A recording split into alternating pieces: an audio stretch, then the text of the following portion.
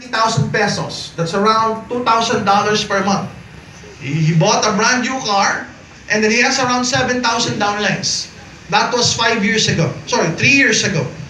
And then he experimented on Facebook. Do you have Facebook, by the way? Yes. He experimented something on Facebook, and it became a hit.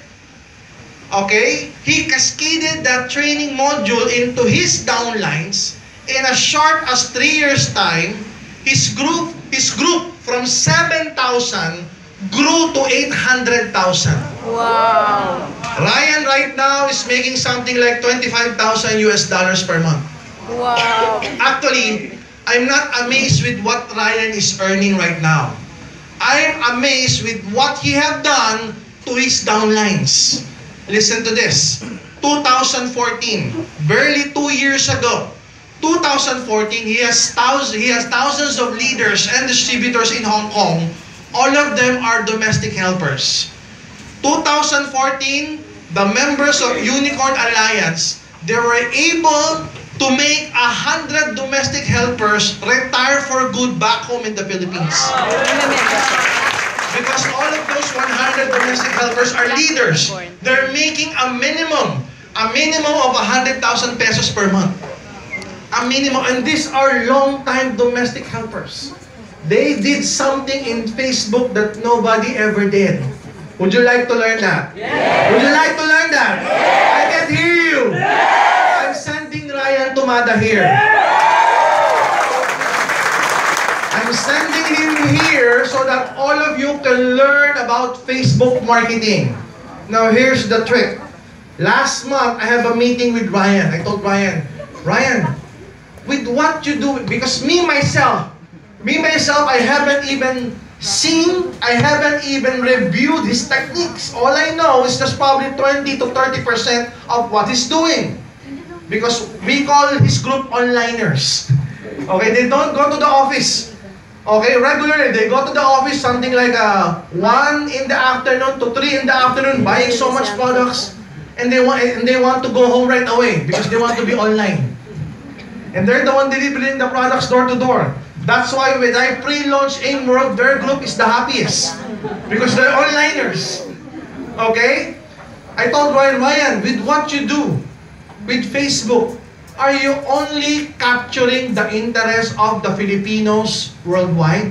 And he told me, yes, Doc, the overseas Filipino workers. And I told him, Ryan, can you duplicate your system to Africans? Can you duplicate your system to Indians? Can you duplicate your system to other Asian cultures? And he said, yes, if we have leaders like that.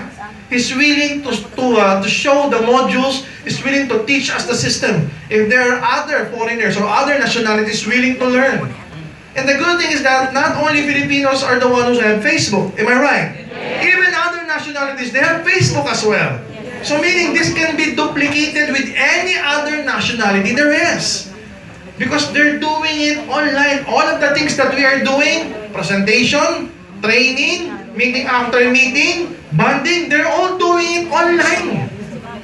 And the good thing when you do it online, even if you get rejected, it's okay. Am I right? Just like here, you have an earlier presentation. Am I right? We call it OPP. During the presentation, where there are some people, some prospect who said, I need to go home. I cannot finish the presentation anymore.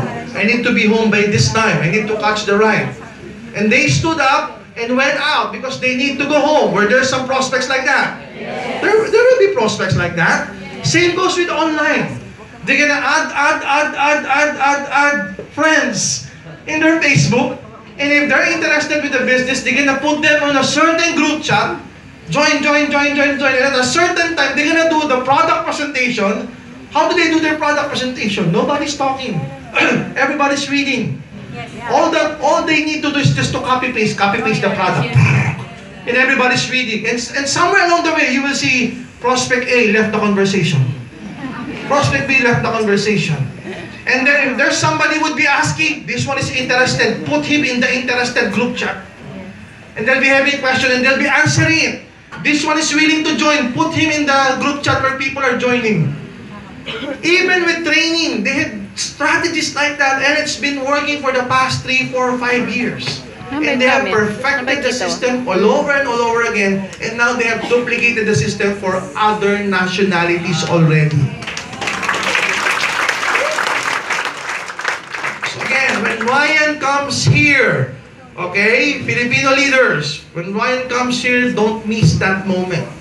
Okay? If you have leaders, non-Filipino leaders, make sure that they are there. You sit beside them.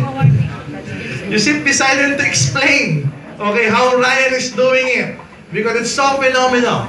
Okay, how phenomenal is the online marketing? Listen to this. Last December, we did what we call a Thanksgiving for the top 50 earners of the company. Top 50 earners. Okay, and you would assume us as owners, we would know by heart the top 50. Am I right? Yes. We were amazed ourselves. 15 people, 15 leaders out of the top 50 we're not familiar with. We're not familiar with their names, we're not familiar with their looks. Why? Because they are onliners. They don't go to the office much. Most of the time, they're online. They have big groups online. And their groups online have big groups online as well. But they're making $25,000, $30,000, $45,000 per month. And when you give them the mic, they can't even talk properly with lots of people. Because they're not used to talking to so many people on stage. They're used to talking to people, lots of people, online. How? Copy-paste. Copy-paste. Copy-paste. It is just right now that they are learning how to do the business offline. Because some of their leaders abroad are already referring their relatives in the Philippines. So they need to talk to them one-on-one. And they're asking their upline, Ryan, how can I talk to the prospect? He's in front of me right now. Because it's live already. And imagine, top leaders making $25,000 per month cannot even present one-on-one. Because the way they were trained to do presentation online, copy-paste product, copy-paste marketing plan. Question, put him in the question line. And somebody will answer. No human-to-human physical interaction. But they're making $10,000, $20,000 per month, $15,000 per month. Can you imagine? That's the power of online.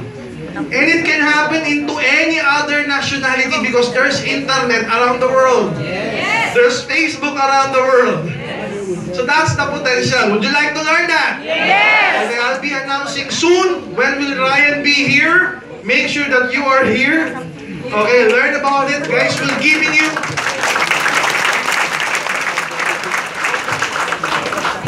you the best of both worlds.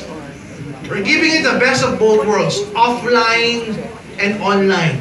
And we have the best product there is both offline and online. Now you're gonna say, Doc, I'm here in Dubai, I'm here in UAE, where you can prospect your friends here with AIM Global. Doc, I have friends in Europe, well, you can prospect them as well with AIM World. Whether you do that or not, okay, it still benefits you because your group will grow with AIM Global. It's reflected with AIM World, side by side. It's a mirror image that is reflecting. You're not doing two companies, you're just doing one company. It's just like choosing what to offer. If your friend lives in Russia, you offer him AIM World. If your friend lives in Canada, in US, offer him AIM World. If your friend lives in India, offer him AIM World. If your friend lives in Africa, offer him AIM Global. Am I clear? Yes. So that's the goal. You now have a product or groups of or sets of product that you can offer to anybody there is. So they don't have any choice. Their choice is just to buy your product or to join your company. Is it good? Yes. Buy your product or join your company. Whether they do it, both of which you make money.